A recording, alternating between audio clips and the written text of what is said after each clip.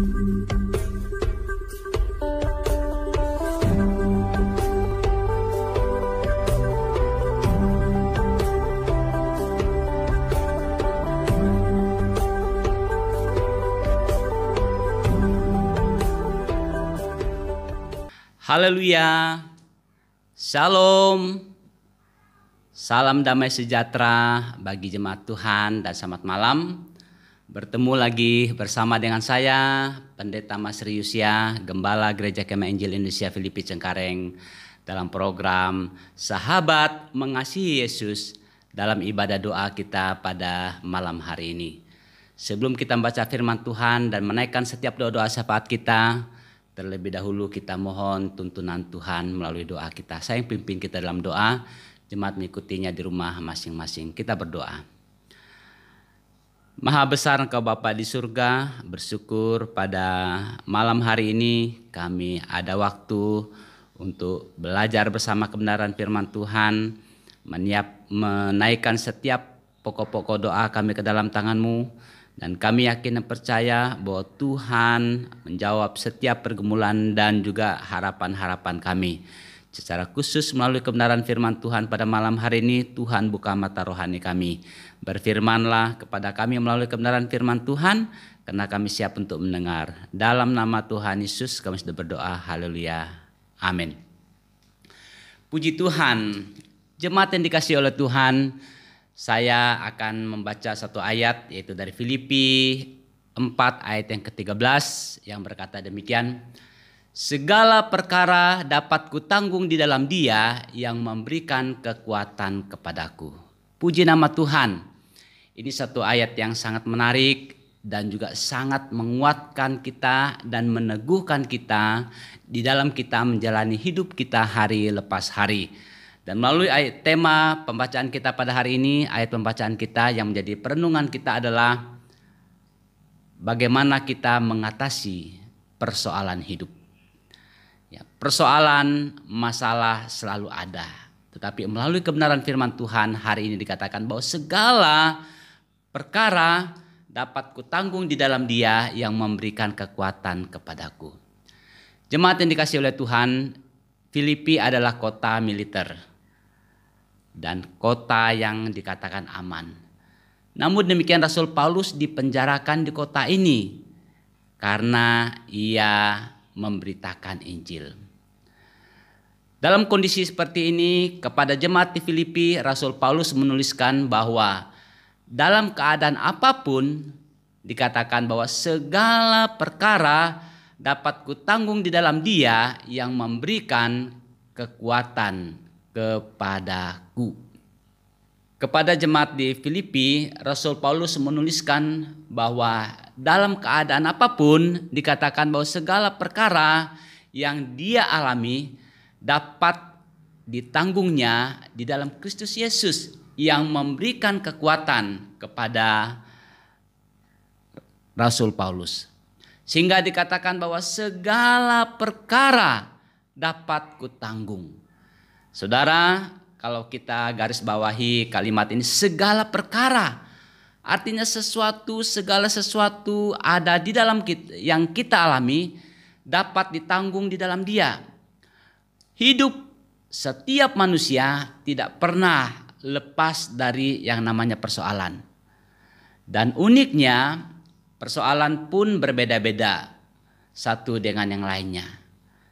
Dan kemampuan setiap orang pun berbeda-beda dalam menanggungnya. Persoalan Rasul Paulus itu bagi orang lain mungkin sangat berat. Namun kenyataannya Rasul Paulus berkata bahwa dalam tulisannya dikatakan bahwa segala perkara dapat kutanggung di dalam Dia yang memberikan kekuatan kepadaku. Saudara yang dikasihi oleh Tuhan, ini menarik. Bahwa dikatakan bahwa perkara itu dapat ditanggung di dalam Dia, yaitu Yesus Kristus. Paulus sangat yakin bahwa Tuhan memberikan kekuatan untuk menanggungnya. Yakni apa? Saya garis bawahi kalimat tadi bahwa segala perkara dan segala persoalan hidup yang dialami. Jadi melalui persoalan hidup yang kita alami, inilah sebagai cermin dan menilai siapa diri kita sebenarnya. Hal yang pertama itu dalam kita menilai pribadi kita, dalam kita menghadapi suatu persoalan dan masalah, bahwa sebuah kalimat yang mengatakan bahwa tua itu pasti dan dewasa itu pilihan. Artinya orang tua memiliki persoalan yang berbeda dengan anak-anak. Dan jenis persoalannya pun berbeda-beda. Dan cara menanggapi dan menyelesaikan persoalan pun berbeda-beda. Dan semakin seseorang dewasa, semakin bijak juga dia meresponi segala persoalan yang ada dalam hidupnya. Tua itu memang pasti, tetapi dewasa itu adalah pilihan. Karena itu saya tegaskan kembali bahwa persoalan juga merupakan alat ukur bagi kita untuk menilai iman, kualitas rohani kita kepada Tuhan. Memang kita dilahirkan dan lama-kelamaan kita bertumbuh dewasa dan menjadi tua. Tapi tua itu belum tentu dia bijak dan juga dewasa secara rohani. Nah, dalam kita menghadapi persoalan dan masalah, disitulah kita menilai diri kita. Apakah kita sudah dewasa rohani atau tidak. Tapi satu hal yang menarik, Rasul Paulus ingatkan kepada kita bahwa segala perkara itu dapat kutanggung di dalam Dia yang memberikan kekuatan kepadaku.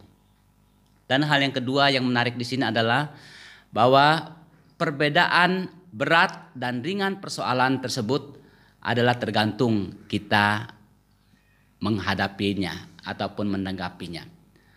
Saudara yang dikasihi oleh Tuhan, Tuhan tahu kemampuan kita. Dan Tuhan tidak memberikan beban lebih dari kekuatan kita. Respon kita dalam menanggapi persoalan akan menentukan apakah kita menang atau kalah. Ada banyak orang yang tidak kuat menghadapi masalah hidup karena banyaknya persoalan tersebut. Tetapi Tuhan memanggil kita bukan untuk menjadi orang yang kalah. Tidak. Kita dipanggil untuk menjadi pemenang. Bahkan dikatakan lebih dari pemenang. Karena itu jemaat yang dikasihi oleh Tuhan, kita harus berani menghadapi masalah dan tidak lari dari kenyataan. Sebab masalah merupakan bentuk latihan yang Tuhan berikan supaya otot-otot rohani kita menjadi kuat. Menjadi latihan rohani kita supaya iman kita semakin dewasa. Dan pengenalan kita akan Tuhan semakin dalam lagi. Sehingga ada kalimat dalam ayat pembacaan kita tadi mengatakan bahwa di dalam Dia yang memberikan kekuatan kepadaku. Dalam menghadapi persoalan, jangan menyalahkan kondisi. Dalam kita menghadapi persoalan, jangan menyalahkan situasi. Kesadaran kita akan kekuatan kuasa Tuhan yang selalu bekerja dalam hidup kita, setiap orang percaya, memberikan jaminan untuk kuat dan bertahan sampai Tuhan memberikan kita kemenangan. Jika kita melekat kepada Tuhan, maka kuasa Tuhanlah yang bekerja dan kekuatan baru diberikan kepada kita sehingga kita lebih dari pemenang.